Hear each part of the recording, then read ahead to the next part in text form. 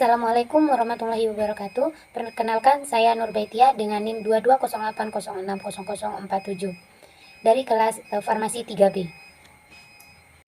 Baik, di sini saya akan menjelaskan tutorial cara pengujian suatu kasus penelitian dengan SPSS, di mana metode yang digunakan yaitu uji regresi linier ganda. Baik, sekarang kita langsung ke tutorial uji regresi linier ganda menggunakan SPSS. Usahakan aplikasi SPSS sudah terbuka. Nah, ini adalah data yang sudah di-entry dan ini yang akan dijadikan sebagai contoh data penelitian dari uji regresi linier ganda. Yang dimana sebagian latihan kita melakukan analisis penelitian faktor-faktor yang berhubungan dengan berat badan bayi. Dan langkah pertama pemodelannya yaitu seleksi bivariat. Yang dimana uji yang digunakan pada analisis bivariat tergabung dari variabel yang digunakan. Bila variabel independennya numerik, maka uji korelasi. Bila independennya kategorik, yaitu uji T atau uji ANOVA. Yang pertama, bivariat uji korelasi, yang dimana melakukan analisis bivariat untuk variabel independen berjenis numerik, variabel berat badan ibu, umur ibu, frekuensi prematur, frekuensi ANS. Langkah pertamanya itu buka analis, lalu pilih konkret, correlate, baru pilih bivariat. Nah, mulai muncul menu bivariat atau correlation. Pada kotak variabel, isikan semua variabel numerik, baik untuk variabel independen AG, LWT, PTL, FTP, dan independen BWT. Yang pertama di variabel itu kita isi dengan AG, umur ibu, dan LWT.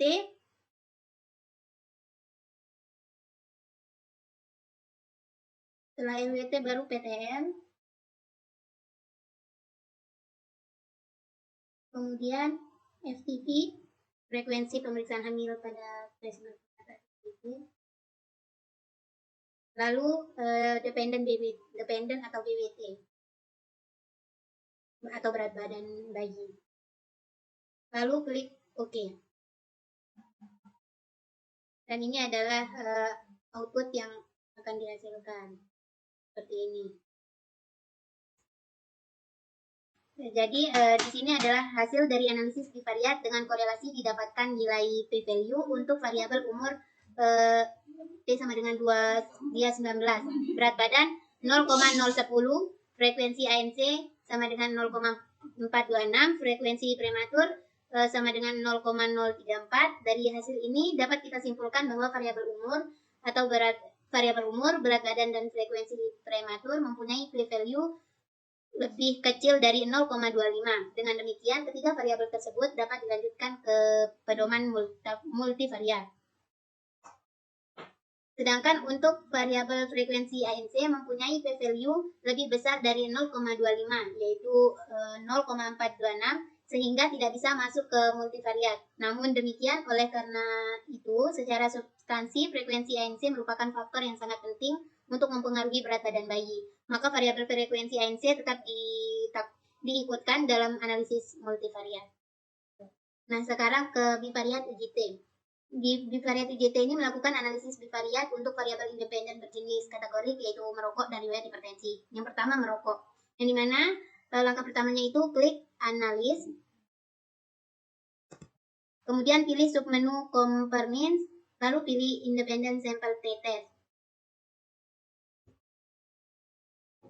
Pada layar tampak kotak yang di dalamnya ada kotak tes variabel dan grouping variabel.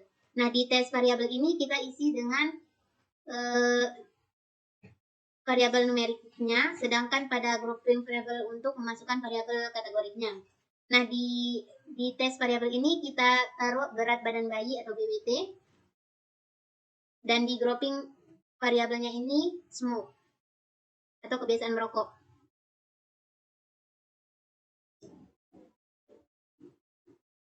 Lalu klik define group. Nah, di grup 1 ini digantikan jadi 0, dan di grup 2 ini digantikan jadi 1. Lalu klik continue, setelah itu OK. Nah, dan ini adalah hasil analisis hubungan merokok dengan berat bayi yang menghasilkan p-value sama dengan 0,009. Dengan demikian, p-value yang dihasilkan lebih kecil dari 0,25, maka variabel merokok dapat dilanjutkan ke multivariat. Nah, sekarang lanjut ke riwayat hipertensi. Yang dimana langkah pertamanya klik analis, lalu pilih submenu compare means. Setelah itu independent sample test. Nah, pada layar tampak kotak yang di dalamnya ada kotak tes variabel dan grouping variabel. Nah, di tes variabel ini kita taruh tetap berat badan bayi seperti yang tadi. Sedangkan grouping variabel ini diganti dengan riwayat menderita hipertensi atau HT. Kemudian klik define group, lalu grup 1 diganti dengan 0 sama yang kayak tadi, grup 2 diganti jadi 1, dan lalu klik continue. Setelah itu oke. Dan untuk menjalankan prosedur pemerintah hasilnya adalah ini.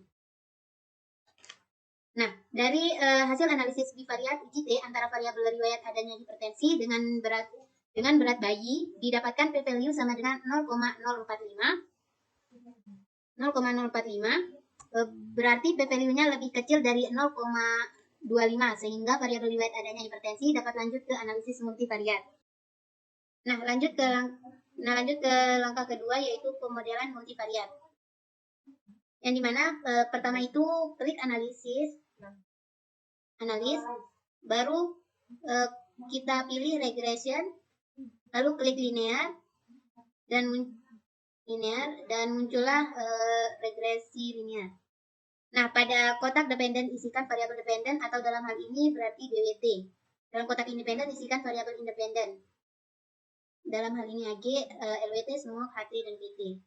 Nah, jadi di dependen itu isi berat badan bayi atau BWT, sedangkan yang di independen itu kita isi yang pertama dari AG, yaitu umur ibu, yang kedua LWT,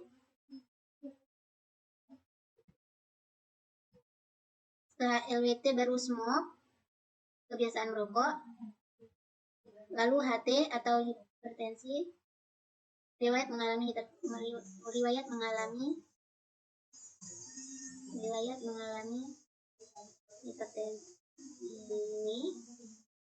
menderita hipertensi. Setelah itu PTR, riwayat yang mengalami PTR. Setelah PTR baru FTP atau frekuensi pemeriksaan itu ya. Lalu pilih kotak method, pilih enter. Ya sudah enter. Lalu abaikan yang lainnya, klik langsung saja klik OK. Nah, dan ini adalah hasil dari outputnya yang tadi.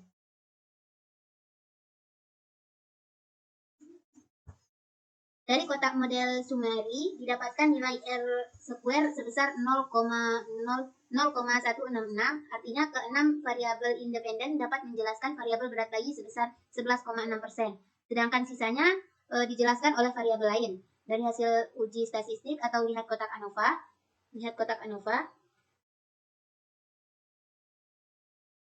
didapatkan p-value sama dengan 0,001, berarti persamaan garis regresi secara keseluruhan sudah signifikan. Namun demikian prinsip pemodelan harus yang sederhana variabelnya, sehingga masing-masing variabel independen perlu dicek nilai p-value-nya. Variabel yang p-value-nya lebih besar dari 0,05 dikeluarkan dari model. Ternyata dari 6 variabel independen atau lihat kolom sheet di kotak coefficients, ada 3 variabel yang p-value-nya lebih besar dari 0,05 yaitu umur sama dengan 0,476, sedangkan riwayat prematur 0,150 dan frekuensi ANC-nya 0,954.